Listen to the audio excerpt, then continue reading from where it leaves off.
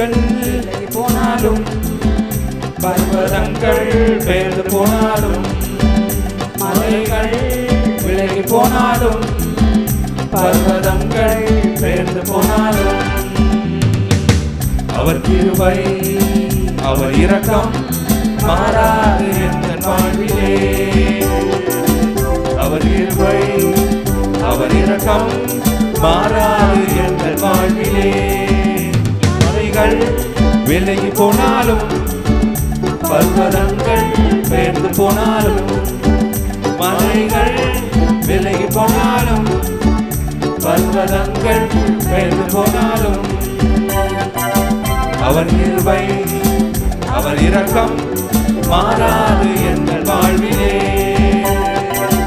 அவர் கிருபை அவர் இரக்கம் மாறாது எங்கள் வாழ்விலே.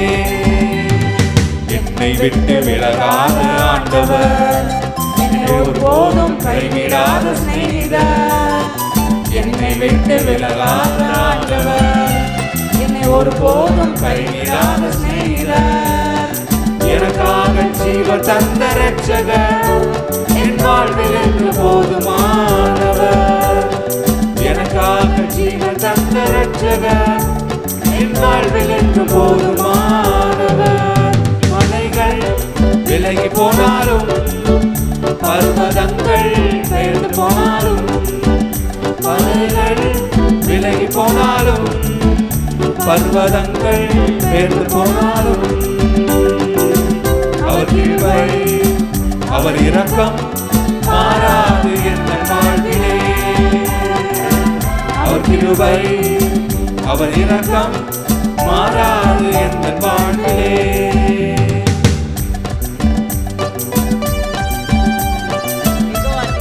அவர் செயற்கொடி ஆனவர். அவர் நம்முடைய வாழ்வில் நம்பிக்கையாய் இருக்க போகிறார்.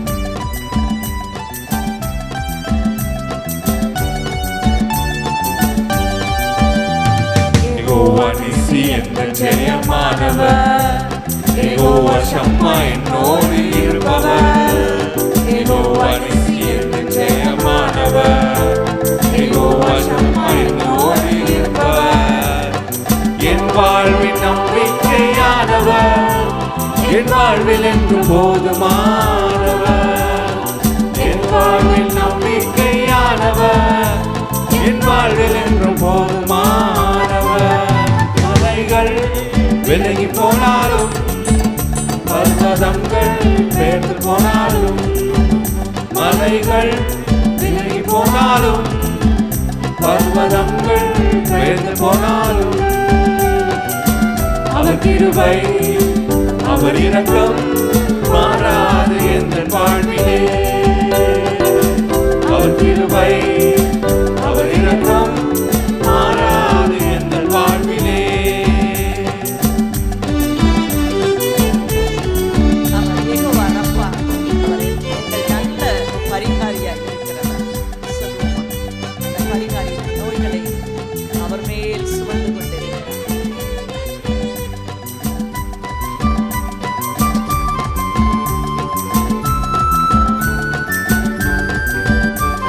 யெகோவா ரப்பா எங்கள் சுகமானவர், யெகோவா ரூவா எங்கள் மேய்ப்பரானவர்.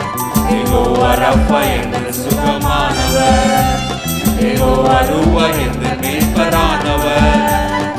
வலுவாமல் என்னை என்றும் காப்பவர், என் வாழ்வில் என்று போதுமானவர். வலுவாமல் என்னை என்றும் காப்பவர், என் வாழ்வில் என்று போதுமானவர்.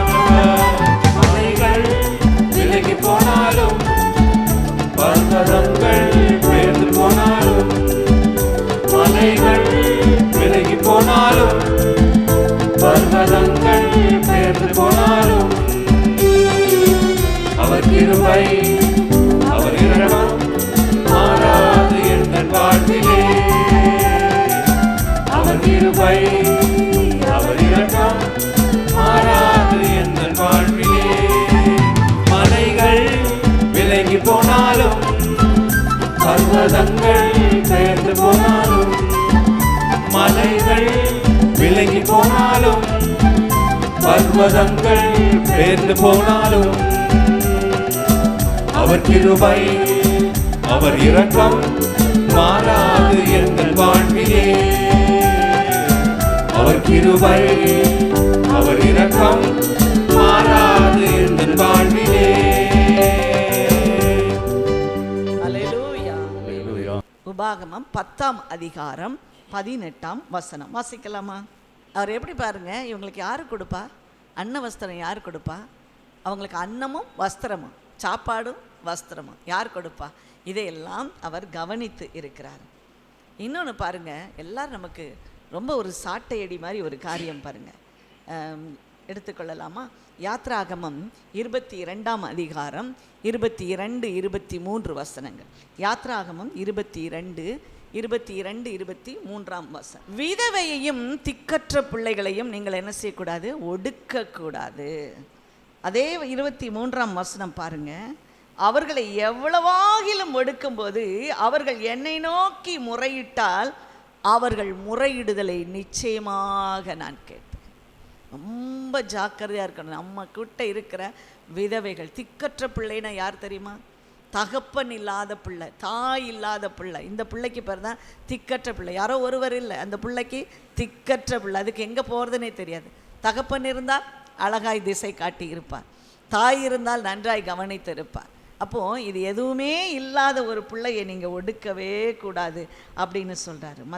மாத்திரம் இல்லை, அவர் எப்படி கவனிக்கிறார் பாருங்கள். லேவியராகமம் 19ஆம் அதிகாரம், லேவியராகமம் 19ஆம் அதிகாரம் 9, 10 வசனங்களை நாம் வாசிக்க கேட்போம். லேவியராகமம் 10ஆம் அதிகாரம் 9, 10 வசனங்கள். நான் உன்னுடைய தேவனாகிய கர்த்தர்.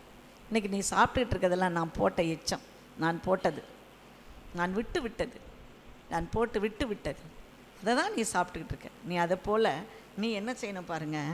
நீங்கள் தேசத்தின் பயிரை அறுக்கும்போது அதன் வயலின் ஓரத்தில் இருக்கிறதே நீங்கள் அறுக்கக்கூடாது, சிந்தி இருக்கிறதை பொறுக்கக்கூடாது. இன்றைக்கும் நம்ம ஊரில் கூட இந்த வயலில் இந்த மாதிரி சம்பவங்கள் இருக்குதுன்னு நினைக்கிறேன். ஆமாவா இல்லையா? ரொம்ப அறுத்து ரொம்ப என்ன செய்ய மாட்டாங்க, அதை ரொம்ப ஓரமாக அதை பண்ண மாட்டாங்க. ஏன்னா அங்கே பின்னால் ஒரு பெண் ஏதாவது பாவப்பட்டது என்ன செய்யும், அதை பின்னால் அதை அள்ளிகிட்டே வருவாங்க பாருங்கள். அங்கே சிந்து இருக்கிறத அதை பொறுக்கி கொள்வதற்காக வருவாங்க. இப்படித்தான் நீங்கள் என்ன செய்யணும், அதுக்கு கொஞ்சத்தை விட்டுருங்க, எல்லாத்தையும் பறித்து ஒன்றும் இல்லாமல் ஆக்கிடாதீங்க. பின்னால் அதை எடுத்துக்கொள்ளுகிறதுக்கு யாரையாவது கர்த்தர் அனுப்புவார். இதுதான் ஆண்டவர் அவங்களுக்கு கொடுத்த ஒரு நியமம், ஒரு கட்டளையாக இருந்தது இஸ்ரவேல் ஜனங்களுக்கு. நீ உன் பயிரை அறுக்கும்போது மொத்தமாய் நீ அறுத்து விடக்கூடாது, அதை சிந்துகிறதுக்கு விட்டுவிடு, அதை சேகரிக்கிறவர்களோ அதை எடுத்து உண்ணட்டும். இதே போல தான் இந்த ரூத்து பாருங்க, அவள் ஒரு நாள் சொல்கிறானே, அது வரைக்கும் அவங்க ஏதோ கொண்டு வந்ததை வச்சு சாப்பிட்ருக்கலாம். ஒரு நாள் சொல்கிறான், நான் வெளியில் போய் நான் தானியங்களை பொறுக்கி கொண்டு வரட்டுமா அப்படின்னு நகோமிகிட்ட கேட்குறா பாருங்க. ஏன்னா இந்த தேசத்தை பற்றி அவளுக்கு தெரியாது. உடனே அவள் சொல்ல, போயிட்டு வா மகளே அப்படின்னு சொல்லிட்டு, நீ எங்கே போறியோ அங்கே உன்னை கர்த்தர் ஆசீர்வதிப்பார் அப்படின்னு சொல்லி இந்த நகோமியை அனுப்புகிறான். அங்கே போகிறங்க, தற்செயலாக அவளுக்கு நேரிட்ட ஒரு வயல் போவாஸ் என்பவனுடைய வயல். இந்த போவாஸ் அவர்களுக்கு தூரத்து உறவினன். இந்த ரூத்துட்ட என்ன அப்படி ஒரு விசேஷம், இந்த வார்த்தையில் என்ன விசேஷம் தெரியுமா? இந்த ரூத் என்பவள் ஒரு மோவாபிய ஸ்திரீ, ஒரு அந்நிய நாட்டு ஸ்திரீயாக இருந்தாலும் கூட இயேசு கிறிஸ்து அவளுடைய வம்சத்திலே வந்தார். அவள் விதவை, இன்னொருவரை திருமணம் செய்த போவாசை திருமணம் செய்தவர் ஆண்டவர். அப்படியாய் அந்த போவாசுடைய தலைமுறையிலே அவர் வந்தார் பாருங்கள். யாரையும் அவர் லெஃப்ட் ஓவர் அப்படின்னு சொல்லுகிற, அவர் உதாசீனம் பண்ணி ஒதுக்கி விடுகிற தேவன் அல்லவே இல்லை. ஒதுக்கப்பட்டவர்களை ஒன்றுபடுத்துகிற தேவன், ஒதுக்கப்பட்டவர்களை அணைத்து கொள்ளுகிற தேவனாய் இருக்கிறார் பாருங்கள். அவரால் அவர்களுக்கு நிறைவான பலன் கொடுக்கிறார்.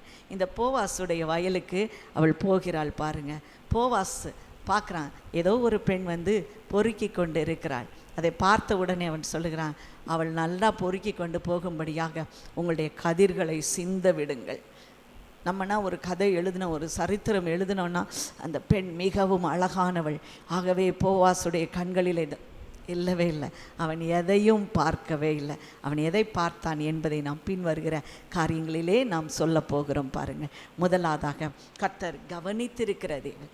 அவள் எல்லாம் முடிச்சுட்டு அவள் வீட்டுக்கு வரும்போது, இன்னைக்கு யாருடைய நிலத்துக்கு போனா அப்படின்னு கேட்கும்போது இந்த ரூத்து சொல்லுவா, நான் போவாஸ் என்பவருடைய நிலத்திற்கு போனேன் என்று சொல்லும்போது அவள் நகமை சொல்வாள், அவர் நமக்கு தூரத்து உறவினர், நீ அங்கேயே இரு. இந்த போவாஸ் என்ன செய்வான் தெரியுமா?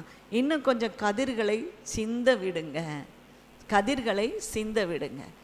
அப்புறம் அந்த பெண்ணை பார்த்து சொல்வான், நீ எங்கேயும் போகாத, நீ இங்கேயே தங்கியிரு, உனக்கு பசி வரும்போது என்னுடைய வேலைக்காரிகளோடு நீ சாப்பிட்டு கொள்ளலாம் என்றெல்லாம் சொல்லுவான். எங்களுடைய ஊழியத்தில் கூட எல்லாரும் எங்களுக்கு முதல்ல ஜெபம் பண்ணி சொல்லுவோம். நாங்கள் வெளியரங்கமாய் ஊழியத்திற்கு வர வேண்டும் என்று நான் நினைக்கவே இல்லை. வெளியே நம்ம உள்ளே போய் ஜெபம் பண்ணுவோம். கர்த்தர் என்ன சொல்கிறாரா, நல்லா சந்தோஷமாக ஆண்டோடைய சமூகத்தில் மட்டும் இருந்துட்டு போயிடுவோம் அப்படின்னு நான் நினச்சேன். நமக்கு மட்டும்தான் ஆண்டவர், நம்ம யாரு கூடயும் நம்ம ஷேர் பண்ண வேண்டாம். எப்போது வேணால் ஆண்டவரை பற்றி நான் சொல்லுவேன், அவர்களை ரட்சிப்புக்குள்ளே நடத்தலாம். ஆனால் பாருங்கள், எனக்கு கொஞ்சம் செல்ஃபிஷ் நேச்சர் உண்டு. ரொம்பலாம் ஆண்டவரை சொல்லிடக்கூடாது. அப்புறம் ஆண்டவர் அங்கே போயிட்டார்னா, நமக்கு விட்டுட்டு போயிட்டார்னா இப்படின்னு எனக்குள்ளே எப்போதுமே ஒரு பொறாமையான எண்ணம் உண்டு. ஆண்டவர் நம்மளையே தான் பார்த்துட்ருக்கணும், நம்ம கூடவே தான் இருக்கணும். எனக்கு ரொம்ப வருஷம் வரைக்கும், எனக்கு கிட்டத்தட்ட என்னுடைய 45 வயசு வரைக்கும் இந்த எண்ணம் எல்லார்ட்டையும் சொல்லுவேன், ரட்சிப்புக்குள்ளே நடத்துவேன். ஆனால் உள்ளுக்குள்ளே கொஞ்சம் ஒரு பயம் இருந்துகிட்டே இருக்கும், ஆண்டவர் நம்மளை விட்டுட்டு போயிடுவாரோ அப்படின்னு. ஆனால் உடனே சொல்லிக்கிட்டேன், பயப்படாதே, நான் உன்னோடு கூட இருக்கிறேன், அப்படி தான் ஆண்டவர் சொல்லியிருக்கிறாரு அப்படின்னு. அதுக்கப்புறம் தான் தெரிஞ்சிச்சு, ஆண்டவர் ஒவ்வொருவருக்கு அருகிலேயும் அவர் தோன்றுவார். ஹல்லேலூயா. அவர் ஒவ்வொருவருக்கும் அருகிலே அவர் தோன்றுவார். ஆகவே நம்ம ஒவ்வொருவருக்கும் இயேசு நமக்கு பக்கத்தில் இருப்பார். ஹல்லேலூயா.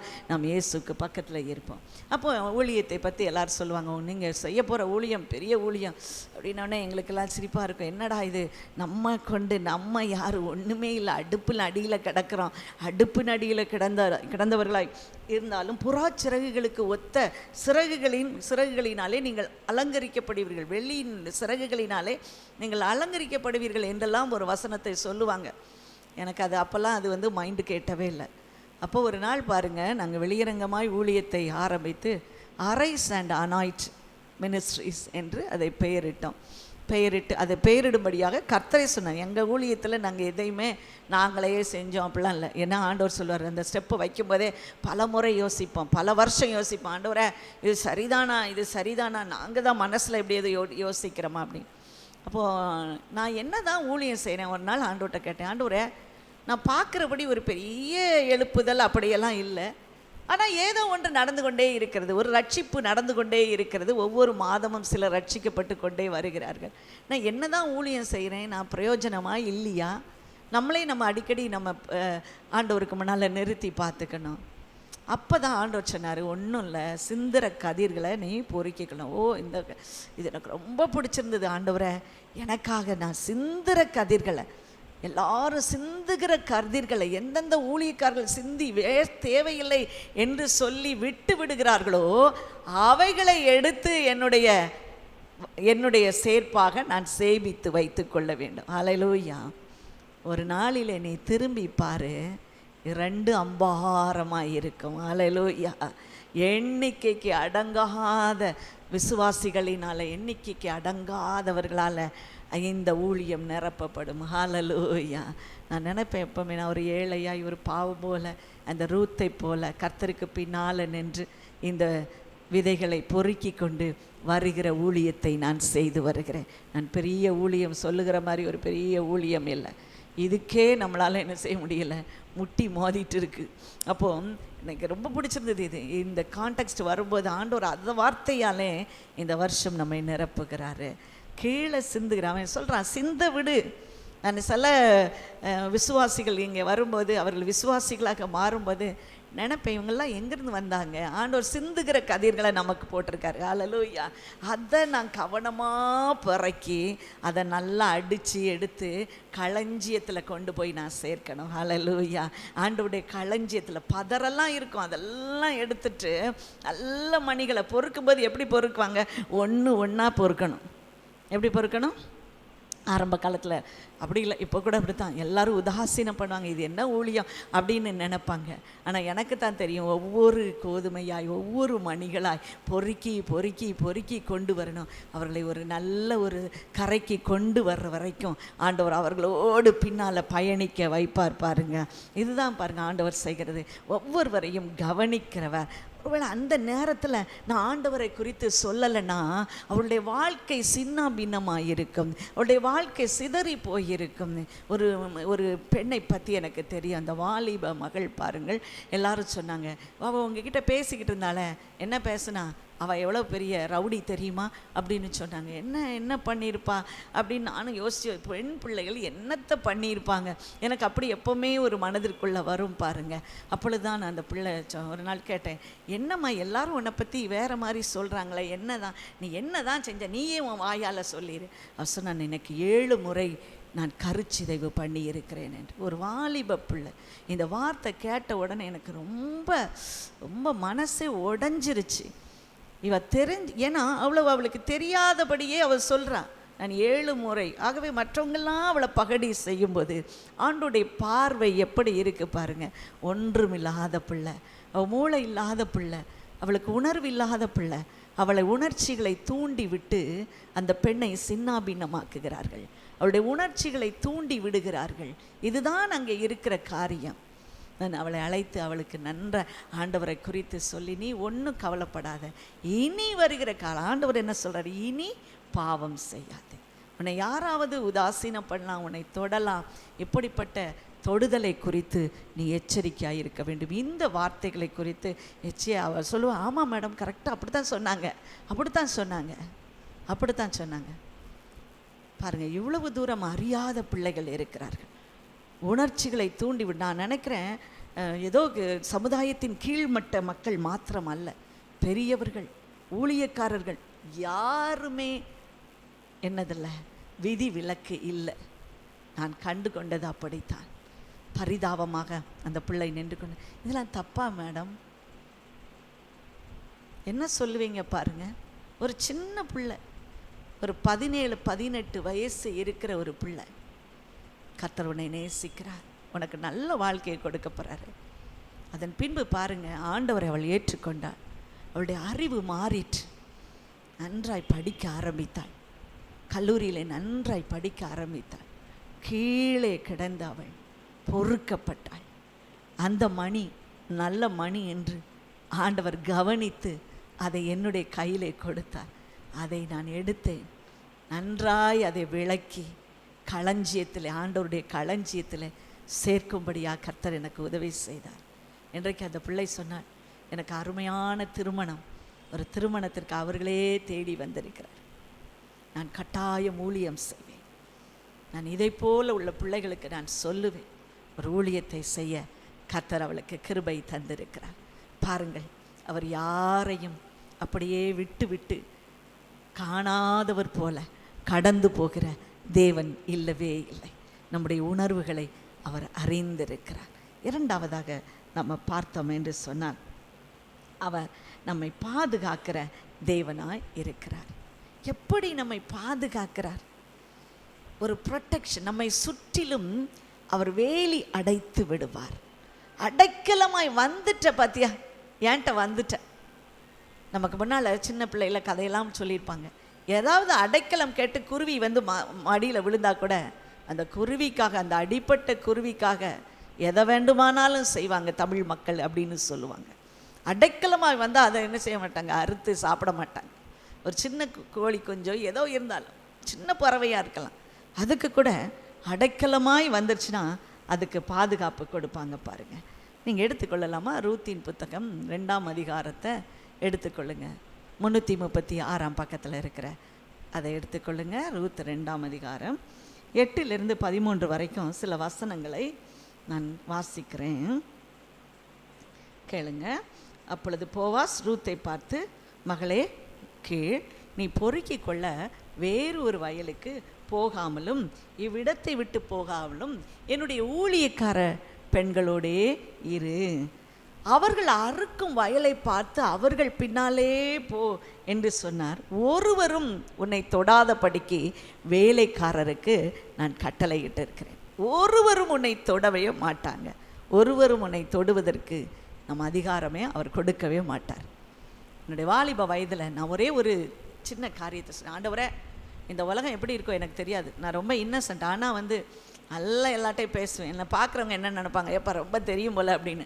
அதெல்லாம் ஒன்றுமே தெரியாது. அப்போ நான் ஒன்று என்னுடைய வாலிப பருவத்தை நான் ஆண்டவருக்கென்று ஒப்பு கொடுத்தேன். ஆண்டவரை, ஒருவராவது என்கிட்ட, நான் பஸ்ஸில் கூட்டம் நிறைஞ்ச பஸ்ஸு போனால் கூட என் மேலே யாருமே என்ன செய்யக்கூடாது, தொடக்கூடாது. ஒருத்தரும் என்னை தொடவே கூடாது. எனக்கு அது அருவருப்பாக இருக்கும். ஆகவே நீங்கள் தான் அதெல்லாம் பார்த்துக்கணும், நீங்கள் தான் அதெல்லாம் பார்த்துக்கணும். எந்த கூட்டம் நிறைஞ்ச இடத்துல என்னால் அப்படி கசகசன்னு இருக்கவே முடியாது. ஆண்டவர் எவ்வளவு அருமையாக என்னை பாதுகாத்திருக்கிறார்.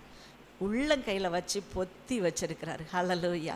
இன்றைக்கு வாலிபர்களாக இருக்கிறவங்க, வாலிபராக இருக்கலாம், யாராக இருக்கலாம், ஆண்டவரை என்னுடைய பரிசுத்த குறைச்சல் எதுவும் வந்துடக்கூடாது.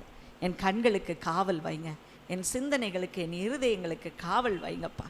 சிந்தனையாலும் நான் யாரையும் என்ன செய்யக்கூடாது, தொடவே கூடாது. இந்த ஒரு பெரிய வார்த்தையை எப்படி தான் என் வாயிலிருந்து வந்ததோ ஆண்டவர் இம்மட்டும் அதை நடத்தி கொண்டே வருகிறார். ஹல்லேலூயா. அவர் சொல்ல ஆகும். அவருடைய ப்ரொட்டெக்ஷனுக்குள்ளே நம்ம வந்துட்டோன்னா எல்லாமே சரியாய் நடக்கும். அப்போ பாருங்கள், அவள் கேட்கா, நான் அந்நிய ஸ்திரீயாக இருக்கும்போது உம்முடைய கண்களில் எதனால் எனக்கு இரக்கம் கிடச்சிது? அதில் பார்த்தீங்கன்னா இருக்கும், நான் அந்நிய ஸ்திரீ, ஆனால் நீ சொல்கிறீரு வேலைக்காரர்களுடைய வேலைக்காரங்கள்ட்ட சொல்லியிருக்கேன், நீ பசிச்சதுன்னா நீ அவர்களோடு உள்ள அந்த பார்லி, அங்கே கொடுத்துருக்க வார்கோதுமை என்று சொல்லுகிறது பார்லி, அந்த பார்லியை அவள் மடியில் அளந்து போட்டு அவளுக்கும் திங்க கொடுத்து வீட்டுக்கு கொண்டு போன்னு சொல்லி அவன் கொடுப்பான். இதெல்லாம் எதனால் கிடச்சது அப்படின்னு சொன்னபோது ரொம்ப இம்பார்ட்டண்ட்டான ஒரு வார்த்தையை சொல்லுகிறான் பாருங்கள். 11வது வசனம், அதற்கு போவாஸ், உன் புருஷன் மரணமடைந்த பின்பு நீ உன் மாமியாருக்கு செய்ததும் உன் தகப்பனையும் உன் தாயையும் உன் ஜன்ம தேசத்தையும் விட்டு முன்னே அறியாத ஜனங்களிடத்தில் வந்ததும் எல்லாம் எனக்கு விவரமாய் சொல்லப்பட்டது. உன் செய்கைக்கு தக்க பலனை கர்த்தர் உனக்கு கட்டளையிடுவாராக. ஒன்றுமே உனக்கு தெரியாது, நீ உன் தகப்பனையும் தாயையும் விட்டு உன் மாமியாருக்கு செய்து நீ அங்கே வந்தது நீ அறியாத ஜனங்களிடத்திலே வந்தது. இவளுக்கு ஒரு கல்ச்சரல் ஷாக் இருந்திருக்கும். வேறு ஒரு தேசம், பிள்ளைகளை கல்யாணம் பண்ணிவிட்டு அடுத்த வீட்டில் கொண்டு விட்டு வரும்போது அம்மா அப்பா ஒரே அழுவாங்க. நாங்களும் அப்படித்தான் ஒரு சகோதரரை பற்றி நல்லா நினச்சிருந்தோம். அழவே மாட்டார், செட்டியாக வருவார்னு. நான் அவங்க பிள்ளையை கொண்டு விட்டுட்டு வரும்போது எங்கே அழுதுட்டார், எங்களுக்கே அப்படி ஒரு அழுகை வந்துருச்சு. இதெல்லாம் தகப்பனுடைய இருதயம். செய்கைக்கு தக்க பலன். வேறு ஒரு தேசம், அங்கே பாருங்கள், ஏன் அழுகிறோம்? காலையில் பிள்ளை கரெக்டாக காஃபி குடிக்கும், அது பாட்டுக்கு 10 மணி வரைக்கும் தூங்கும். அங்கே போனால் அதெல்லாம் முடியுமா? நம்ம பிள்ளை காப்பி போடணும், 6 மணிக்கு முன்னால் எழும்பணும். இதெல்லாம் சாத்தியப்படுமா? இதெல்லாம் திரைப்படம் போல் ஒரு நிமிஷம் என்ன செஞ்சிடும், மனசுக்குள்ளே வந்துடும். இதெல்லாம் அந்த பிள்ளைகளுக்கு கிடச்சிருச்சுன்னா தான் நம்ம என்ன செய்வோம், நிறைவாக இருப்போம். பாருங்கள், இதுதான் விஷயம். எங்கேயோ ஒரு அறியாத ஒரு இடத்துல ஒரு பெண் இப்படி தான் இருந்தா, அவள் ஆண்டவருக்குள்ளே வந்துட்டா. அவளை கல்யாணம் பண்ணின இடம் கிறிஸ்துவை அறியாத குடும்பம். அங்கே என்ன பழக்கம், வெள்ளிக்கிழமை செவ்வாய்க்கிழமை சன்னல் முதற்கண்டு எல்லாத்தையும் கழுவணும். அந்த பெரிய வீட்டை கழுவி எல்லாம் முடித்த பிறகு தான் சோறு தருவாங்க. இவ சொன்னா, நல்ல வேலை நான் ஆண்டவருக்குள்ளே வந்தேன், ஆனால் இன்னும் அதைத்தான் நான் செஞ்சுக்கிட்டு இருக்கேன். ஒரு நாளில் என் மருமகளுக்கு நான் அதை சொல்ல மாட்டேன். பார்த்தீங்களா? அப்போ எவ்வளோ ஒரு வேதனை பாருங்கள். இப்படி அறியாத ஒரு நமக்கு தெரியாத ஒரு கல்ச்சர் ஷாக். இப்படியா அப்படின்ட்டு இப்படி இருக்கும்போதே ஒரு கல்ச்சரல் ஷாக்காக இருந்தனா, அவள் வேறு ஒரு இனம், வேறு ஒரு தெய்வம், வேறு இடத்துலேருந்து இங்கே வந்திருக்கா. ஆனால் இந்த போவாஸ் பாருங்கள் எவ்வளவு அழகாக ஏற்றுக்கொண்டிருக்கிறான். இன்றைக்கி நம்மையும் ஆண்டவர் அப்படித்தான் ஏற்றுக்கொண்டிருக்கிறார். எங்கேயோ இருந்தோம், எப்படியோ கிடந்தோம், எதையோ நம்பிக்கொண்டிருந்தோம், எந்த உதவாததுக்கு பின்னாலேயோ ஓடிக்கொண்டிருந்தோம், நம்முடைய துணிகளை அவுத்து போட்டு வஸ்திரம் இல்லாமல் ஆடிக்கொண்டிருந்தோம். இன்றைக்கி பாருங்கள், ஆண்டவர் தம்முடைய பாதுகாப்பில் அவர் வைத்து கொண்டிருக்கிறார் பாருங்கள். ஆகவே தான் சொன்னார், இஸ்ரவேலின் தேவனாகிய கர்த்தருடைய செட்டைகளின் கீழே அடைக்கலமாய் வந்த உனக்கு அவராலே நிறைவான பலன் கிடைப்பதாக, உன் செய்கைக்கு தக்க பலனை அவர் கொடுப்பார். நம்ம என்ன செஞ்சுருக்கோம்? எழுந்து ஆண்டவரிடத்தில் வந்துட்டோம். ஹல்லேலூயா. ஆண்டவரிடத்தில் இன்னைக்கு வந்துட்டோம். அடைக்கலமாய் அவர்கிட்ட வந்துட்டோம். அவருடைய செட்டைகளின் நிழலில் வந்துட்டோம். அதுதான் நம்ம செஞ்சது. மீதி அவர் பார்த்துக்கிட்டார். ஹல்லேலூயா. அவர் நம்மை பாதுகாத்தார். பாருங்க. மூன்றாவதாக கடைசி அதை பார்த்து நம்ம முடிக்க போகிறோம். நிறைவான பலன் அவராலே கிடைக்கும். தேவைகளை அவர் சந்திக்கிறவர். ஹல்லேலூயா. நமக்கு என்ன நீடு அது கரெக்டாக தெரியும் அவருக்கு. நம்முடைய தேவைகளை சந்திக்கிறவர். ஹல்லேலூயா. நினைப்போம் சில நேரம் எல்லாருக்கும் எப்படி கொடுத்துருக்கார் ஆண்டவர், நமக்கு மட்டும் ஒன்றுமே கொடுக்கவே மாட்டேங்கிறார். எல்லாருக்கும் அள்ளி அள்ளி கொடுத்துருக்காங்க. நினச்சதெல்லாம் அவங்க சாதிக்கிறாங்க, நினச்சதெல்லாம் வாங்குறாங்க. 2 பேரும் ஒரு வேளை பசியோடு இருந்திருப்பாங்க. தூரத்துலேருந்து வந்திருக்காங்க, அவங்களுக்கு ஒன்றுமே கிடையாது, ஒன்றுமே கிடையாது. அவங்க நிச்சயமாக என்ன பண்ணியிருப்பாங்க? பசியோடு இருந்திருப்பாங்க. ஆண்டவர் அங்கே பாருங்கள், போவாசை ஏற்கனவே அவங்க வச்சுருக்கார், பணக்காரனை வச்சுருக்கார். யாரை பராமரிக்கிறதுக்காக? இந்த ரூத், ஒன்றும் இல்லாத இந்த ரூத்தை பராமரிப்பதற்காக ஏற்கனவே அவர் என்ன செஞ்சிட்டாரு? ஒரு பணக்காரனை அங்கே ஆயத்தம் பண்ணி வச்சுட்டார். ஹல்லேலூயா. அங்கே வேலைக்காரி இருக்கா, வேலைக்காரர் இருக்காங்க. இங்கே இவளுக்கு ஒன்றுமே கிடையாது. இவ சிந்துதை பொறுக்கிறதுக்கு கூட அவள் போய் பெர்மிஷன் கேட்க வேண்டிய நிலைமை. ஆனால் ஆண்டவர் பாருங்க, ஒருவரை வச்சிருக்கும் போது நமக்கு என்ன செய்வார்? ப்ரொவைட் பண்ணுறதுக்கு, தேவைகளை சந்திப்பதற்கு ஒருவரை சரியாய் வைத்திருப்பார். ஹல்லேலூயா. நம்முடைய தேவைகளை சந்திக்க. அதுக்காக நான் மற்றவங்கள்ட்ட போய் நிற்கணும்னு சொல்லலை. நம்ம அங்கே இன்னொன்று பாருங்கள், இவள் என்ன செஞ்சா? போவாஸ்ட்ட போயிட்டு டெய்லி அவள் என்ன பண்ணியிருப்பா? அங்கே பொறுக்க போயிருப்பா. ஹல்லேலூயா. அவளுடைய வேலையை இதெல்லாம் ரொம்ப ஒரு ரொம்ப மீன் வேல்யூ, அது ரொம்ப சின்ன மாதிரி வேலை. அந்த வேலையை கூட அவள் செய்கிறதுக்கு, அது வேலைன்னு கூட சொல்லக்கூடாது, ஒரு வகையான பிச்சைன்னு சொல்ல முடியாது. ரெண்டுக்கும் இடைப்பட்ட ஒரு இடத்துல அவள் தன்னை தாழ்த்தி அதில் போய் அவள் செய்கிறா. மறுநாளும் போயிருப்பாள், அவள் போய்கொண்டே இருந்திருப்பாள். தேவைகளை அவளுடைய அன்றன்ற தேவைகளை கர்த்தர் சந்தித்தார். ஆகவே தான் நம்ம வேதத்தில் ஆண்டவர் நமக்கு ஒரு நல்ல ஜெபத்தை சொல்லி இருக்கிறார். என்ன சொல்லியிருக்கிறாரு? எங்களுக்கு அன்றன்று ஆகாரத்தை இன்றைக்கு தாரும். ரூத் 2ஆம் அதிகாரம் 2ஆம் வசனத்தில் பார்த்தீங்கன்னா, மோவாப்பிய ஸ்திரியான ரூத் என்பவள் நகோமியை பார்த்து, நான் வயல்வெளிக்கு போய் யாருடைய கண்களிலே எனக்கு தயவு கிடைக்கிறதோ அவர்கள் பிறகே கதிர்களை பொறுக்கி கொண்டு வருகிறேன். இன்றைக்கி எத்தனை பேர் நம்மகிட்ட பிச்சை எடுக்க வருவாங்க பாருங்கள். உண்மையிலேயே கை இல்லாமல் கால் இல்லாமல் ஊனமாக இருந்தால் கூட கொஞ்சம் கொடுத்துடலாம். ஒருத்தவங்க சொன்னாங்க, எவ்வளோ பணம் வச்சுருப்பாங்க தெரியுமா, கோடிக்கணக்கில் வச்சவங்கலாம் இருக்காங்க அப்படின்னு சொல்லுவாங்க. ஆனால் யாரையாவது கேளுங்க, நீ வந்து கொஞ்சம் வேலை செய்றியா, உனக்கு நான் பணம் தரேன், ஒருத்தராவது வேலை செய்ய மாட்டாங்க. நல்ல திடகாத்திரமாக இருப்பாங்க. நீ நல்லா தானே இருக்க அப்படின்னு சொன்னால் அவங்க சொல்லுவாங்க, ஐயோ என் உடம்புக்குள்ளே இருக்கிறது உங்களுக்கு தெரியவே தெரியலாமா, எவ்வளவு தூரம் நீங்கள் அலைஞ்சிட்டே வரீங்க, ஒரு வேலை பார்க்கலாமே, ஒரு வேலை பார்க்கல. இங்கே பாருங்கள், இந்த ரூத்து பாருங்கள், இந்த நகோமி வயது முதிர்ந்தவள்னால இருந்தபடினால அவளை வீட்டில் வச்சுட்டு நான் போய் கொஞ்சம் பொறுக்கி கொண்டு வருகிறேன்னு சொல்லி அவள் வருகிறா. அவள் எவ்வளோ ஒரு நல்ல பிள்ளை பாருங்கள் அவளை. அப்புறம் அது பிறகு பாருங்கள், அங்கே வந்து சாப்பாட்டு வேளையிலே போவாஸ் அவளை பார்த்து, இந்த காடியிலே உன் துணிக்கைகளை தோய்த்துக்கொள், அவள் அறுப்புகிறவர்கள் அருகே உட்கார்ந்தாள், அவளுக்கு வறுத்த கோதுமையை கொடுத்தான், அவள் சாப்பிட்டு திருப்தி அடைந்து மீந்ததை வைத்து கொண்டிருக்கிறாள். அதே போல் இன்னொரு முறை வந்து அவள் போவாசை சந்திக்கும் போது 6 படி வார்கோதுமையை அளந்து அவளுடைய போர்வையிலே போட்டு நீ சுற்றி வீட்டுக்கு கொண்டு போன்னு சொல்லுவாங்க. பாருங்கள், இப்படியாய் தேவைகளை அவர் சந்திக்கிறவர். அவர் உண்ண உணவை, ஒடுக்க உடையையும் கொடுத்து அவர் நம்மை நடத்துகிறவர். ஹல்லேலூயா. அவர் முதலாவதாக நம்ம பார்த்தோம், அவர் நம்மை கவனிப்பவர். 2ஆவதாக பார்த்தோம், அவர் நம்மை பாதுகாக்கிறவர். 3ஆவதாக நாம் பார்த்தோம், அவர் நம்முடைய தேவைகளை சந்திக்கிறவர். ஹல்லேலூயா. அவர் நம்முடைய தேவைகளை சந்திக்கிறவர். ஒரு நாள் நம்முடைய தேவை ஏதோ அதை கரெக்டாக சந்திக்கக்கூடிய ஆண்டவராய் இருக்கிறார். மிஞ்சி நம்ம போகவே கூடாது. இஸ்ரவேலின் தேவனாகிய கர்த்தருடைய செட்டைகளின் கீழ் அடைக்கலமாக வந்த உனக்கு அவராலே நிறைவான பலன். அவர் கவனிக்கிறவர், பாதுகாக்கிறவர், தேவைகளை சந்திக்கிறவர்.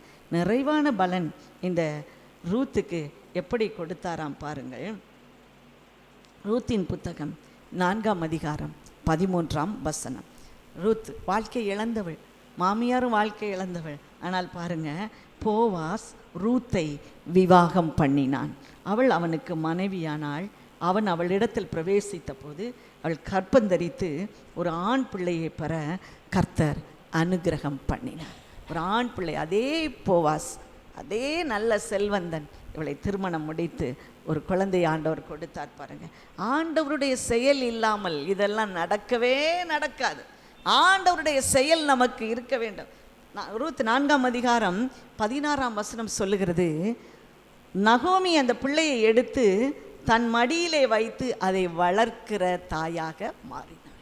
அதை வளர்க்கிற தாயாக மாறினாள். அந்த பிள்ளையை மடியிலே வைத்து வளர்க்கிற தாயாய் மாற. எல்லாம் விளைந்து போன கசப்பு நிறைந்த, என்னுடைய பெயர் கசப்பு, என்னை மாறான்னு கூப்பிடுங்க, நகோமி என்று நீங்கள் கூப்பிடுவானே, அப்படி சொன்னவள் ஒரு குழந்தையை, அடுத்த சந்ததியை அவள் உருவாக்கி அதை வளர்க்க கர்த்தர் அதை கிருபை செய்தார். இந்த கர்த்தருடைய தயவு இல்லாமல் இது ஒரு நாளும் நடக்காது. ஏன் தெரியுமா? அவள் சொல்கிறாள், ரூத்து சொல்கிறாள், தற்செயலாக அவளுக்கு நேரிட்ட வயல் போவாசுடையது. தற்செயலாக, எதுவுமே தற்செயலாக நடப்பது அல்ல. ஆண்டவருடைய கிருபை, நம்முடைய அவருடைய இரக்கம், அவருடைய கண்களில் இருந்த கிருபை நம்ம மேலே வந்ததுனால நமக்கு நிறைவான பலனை கொடுப்பார். நம்மை ப்ரொடெக்ட் பண்ணுவார், நம்முடைய தேவைகளை சந்திப்பார், நம்மை கவனிக்கிறவராக இருப்பார். கர்த்தர் இந்த வருடம் முழுவதும் இந்த 3 காரியத்தை செய்ய போகிறார். எதையெல்லாம் செய்ய போகிறார்? அவர் நம்மை கவனிப்பார், அவர் நம்மை பாதுகாப்பார், அவர் நம்முடைய தேவைகளை சந்திப்பார். நமக்கு அதோட முடிவு எப்படி இருக்கும்? நிறைவான பலன். இன்னொரு தேவை என்பதே இல்லை, கொஞ்சம் கூட அதில் என்ன இல்லை, குறைவு இல்லை, கொஞ்சம் கூட குறைவு இல்லவே இல்லை. எல்லாவற்றையும் அவர் நிறைவான பலனை கொடுப்பார். நம்ம சொல்லிக்கொண்டே போகலாம். அவர் எப்படி பர்ஃபெக்டாக அளந்து அமுக்கி குலுக்கி சரிந்து விழும்படியாக நம்முடைய மடிகளிலே அவர் போடுவார். அப்படி எழுந்து நிற்போமா? கர்த்தருக்கு நம்மை ஒப்பு கொடுப்போம். இந்த வாக்கு தத்தம் நம்ம வாழ்க்கையில் நடைபெற வேண்டும் என்று சொல்லி. ஹல்லேலூயா, தேங்க்யூ லார்ட். எல்லாரும் நன்றி சொல்லுவோம். கேட்ட நல்ல வார்த்தைகளுக்காக நன்றி சொல்லுவோம். இஸ்ரவேலின் தேவனாகிய கர்த்தருடைய செட்டைகளின் கீழ் அடைக்கலமாக வந்த உனக்கு அவராலே நிறைவான பலன் கிடைப்பதாக. இந்த வார்த்தை நம்மோடு பேசட்டும். இந்த வருடம் முழுவதும் இந்த வார்த்தையின்படி அவருடைய செட்டைகளின் கீழ் அடைக்கலமாய் வந்த ஒவ்வொருவரையும் ஆசீர்வதிக்கிறார், ஒவ்வொருவரையும் ஆசீர்வதிக்கிறார். அவருடைய செட்டைகளின் நிழலிலே வரும்போது பாதுகாப்பு உண்டு, தேவைகள் சந்திக்கப்படும். அவர் நம்மை அரவணைத்து நம்முடைய உணர்வுகளை கவனிக்கிறவராய் இருக்கிறார். நன்றி ஆண்டவரே, நீர் கொடுத்த நல்ல வார்த்தைக்காக நன்றி. இந்த வார்த்தை வாக்குத்தத்தம் எங்கள் வாழ்க்கைக்குள்ள இறங்கட்டும் ஐயா. நீர் ஒரு வார்த்தையிலே உலகத்தை உண்டு பண்ணினீரே, அதே போல ஆண்டவரே இன்றைக்கு இந்த வார்த்தை எங்களுடைய வாழ்க்கைக்குள்ள இறங்கட்டும், எங்களுடைய ஆத்மாவுக்குள்ள இறங்கட்டும், எங்கள் ஆவிக்குள்ள இறங்கட்டும், எங்களுடைய உலக வாழ்க்கைக்குள்ள இறங்குவதாக தகப்பனே. உம்மையே அண்டி வந்து விட்டோம், உம்மையே அண்டி வந்து விட்டோம். தற்செயலா எங்களுக்கு எதுவும் அல்ல, நீரே எங்களை நேர்வழியிலே நடத்துவீராக தகப்பனே. எல்லாருடைய கண்களில தயவு இரக்கத்தை இந்த ஆண்டு தருவேன் என்று ஆண்டவர் சொல்லி இருக்கிறார். ஏன் தெரியுமா? அவருடைய செட்டைகளின் நிலையிலே வந்து விட்டோம். நம்மை ஆதரிப்பதற்கு ஒருவரை அவர் ஏற்படுத்துவார், நம்மை கவனிப்பதற்கு ஏற்படுத்துவார், அவரே அதை செய்வார். சிந்துகிற கதிர்களை பொறுக்கி கொள்ள வந்த நம்மை, தாழ்மையில் இருந்த நம்மை தயவாய் அவர் நினைக்கிறார். தாழ்மையில் இருந்த நம்மை அவர் தயவாய் நினைக்கிறவராய். நன்றி ஆண்டவரே. எங்கள் இருதயம் என்றைக்கும் உமக்கு முன்பாக தாழ்மையோடு இருக்கட்டும். ரூத்தை போல எங்களை உயர்த்தி ஆசீர்வதிங்க, நிறைவான பலனை கொடுங்க. இயேசுவின் நாமத்தினாலே ஜெபிக்கிறோம் பிதாவே, ஆமென். நம்முடைய கர்த்தராகிய இயேசு கிறிஸ்துவின் கிருபையும் பிதாவாகிய தேவனுடைய அன்பும் பரிசுத்த ஆவியானவருடைய அன்யோன்ய ஐக்கியம், சமாதானம், சந்தோஷம் நம் அனைவரோடு எப்போதைக்கு இருப்பதாக. ஆமென். என் ஆத்மாவே கர்த்தரை ஸ்தோத்திரி, என் முழு உள்ளமே அவருடைய பரிசுத்த நாமத்தை ஸ்தோத்திரி. என் ஆத்மாவே கர்த்தரை ஸ்தோத்திரி, கர்த்தர் செய்த சகல உபகாரங்களை மறவாதே. ஆமென். அல்லேலூயா, அல்லேலூயா, அல்லேலூயா. கர்த்தர் உங்களை சீயோனிலிருந்து ஆசீர்வதிப்பாராக. God bless you. ஆராதனை